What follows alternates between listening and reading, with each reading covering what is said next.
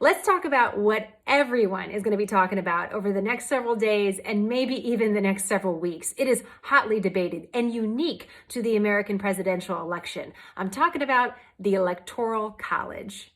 It's challenging even to say the Electoral College, electoral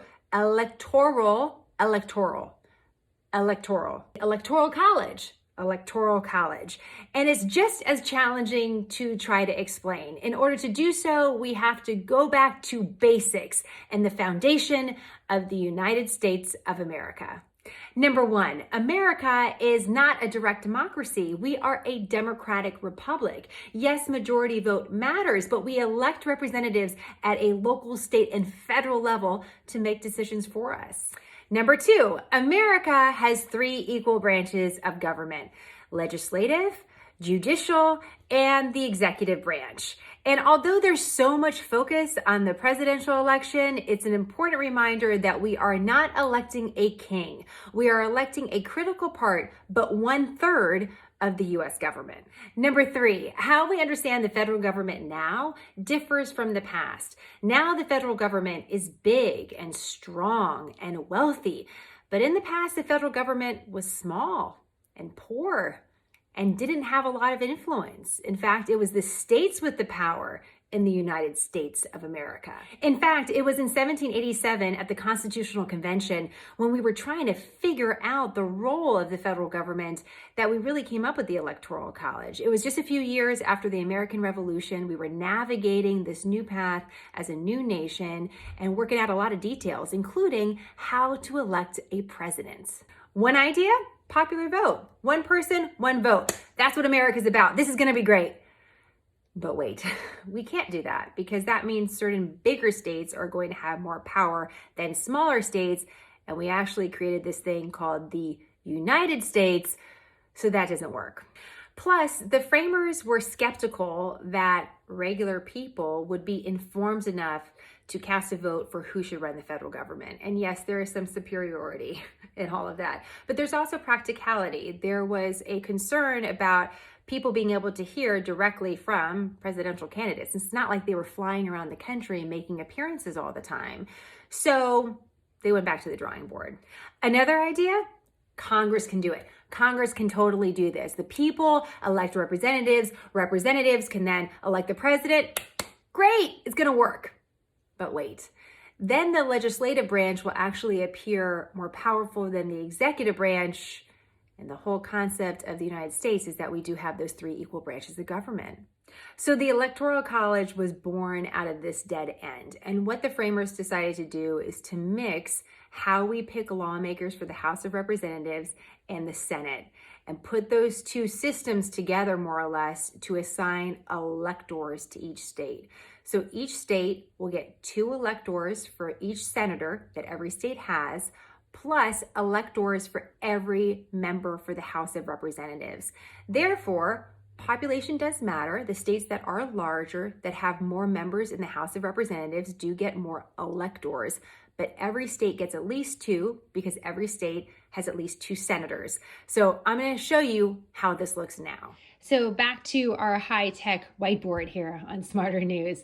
Let me show you how we get to the number for the Electoral College. In the House of Representatives, we have right now 435 lawmakers. In the Senate, we have 2 senators for every state, so we have 100 senators. And DC actually gets 3 electoral votes.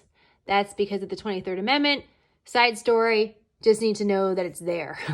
So we have a total of 538 electors in America. So let's divide this by 2. And if we divide 538 by 2, we get 269. And so what do you need to be elected president? You need a simple majority, at least 270 electoral votes. So who are these electors, and why do we not know who they are if they're so important? Well, the framers were deciding this system before there were political parties, and that's really important. They envisioned the electors to be respected people in the community. And it's for that reason that they did not constitutionally bound these electors to vote for who the people choose. It's interesting to know, no federal law makes that have to happen. However, here's where it gets a little wonky. Now, political parties in each state determine who the electors are for that particular party. And each state has different requirements of how the electors should behave depending on the vote. Now, most of the time in American history, although the popular vote doesn't choose the president, the popular vote and the Electoral College vote coincides. There are a few exceptions to that rule. 5, in fact. The most recent example in 2016, when President Trump did not receive as many votes as Hillary Clinton, but he won key states, and that created the path to the White House for him. But this has happened repeatedly in our history, going back to the 1800s. So the debate over the Electoral College and its relevancy, it ain't new. So some have suggested that the Electoral College just doesn't work anymore. It doesn't represent the will of the people, and that's what America is all about. Plus, it might actually overrepresent the minority. Here's just one example from one scholar. He said, listen, 15 states in America actually fuel the economy overall, which means that 35 other states that aren't quite as important are making decisions for these 15, and that seems out of whack.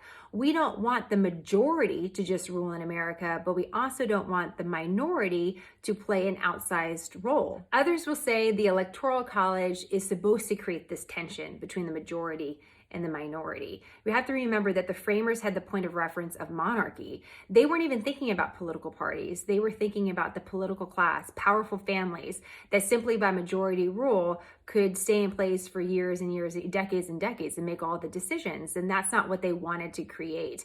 Think about it this way. This is a very simple and modern example. The women in America are the majority. We are the majority population. We're also the majority voting bloc, but we're the majority population. So let's say all the women in America vote the same. That means there's no chance that men anywhere make any decisions anymore. I know it's a little bit of a ridiculous example, but it just proves the broader point. If the majority simply gets to make all the decisions, then we revert back to exactly what the framers were trying to prevent. Tyranny of the majority, something that can happen in a direct democracy, and they didn't want that. There is a middle road between those who think we should abolish the Electoral College and those who think it should just stay as is with no changes. And some view this as a potential improvement. I'll see what you think about it. Some believe we should assign electoral votes according to congressional districts. So right now, whoever wins the most vote in a state gets all the electoral votes of the state. But some believe instead of doing that, whoever wins the most votes gets the most electoral votes from that state, but a runner-up would get some electoral votes as well. And that way, some believe this would represent the diversity of our states. But in 2020, this is a system that we have. The Electoral College will elect the next president of the United States. And we'll get into details about exactly how that happens when we get a little closer to the end. In the meantime, I want to show you something really fun. It's an interactive map. Wait, it is fun, I promise. Even though I said interactive map, this is really fun. You can actually play with different ways that each of these candidates can make it to the White House. We're back on the website, Real Clear Politics, where you're able to actually create your own electoral map. And this is really cool. It works best, by the way, on a laptop or desktop, not as well on your phone, but it's definitely worth your time because what you can do is play with different results in different states. So what it's showing at this time is that these red states are leaning Republican and the blue states are leaning Democrat based on polling as of this moment. So when you see this map, it could change, but this is the way it looks like right now. What you can do is you can click on different states and decide whether or not they lean Democrat or Republican, and you can turn them to different results. And in doing so, you can see the different pathways that each candidate can take to the White House. And this is really fun because you can figure out different ways that each candidate can win and what states are actually the most critical. All right, that's your smarter cheat sheet, if you will, on the Electoral College. Hope this was helpful. I have a whole bunch of information under this video on our website, including that interactive map, so you can access it and have all the fun that you want to have ahead of the election and after. Questions and comments, let me know. And as always, more on smarternews.com.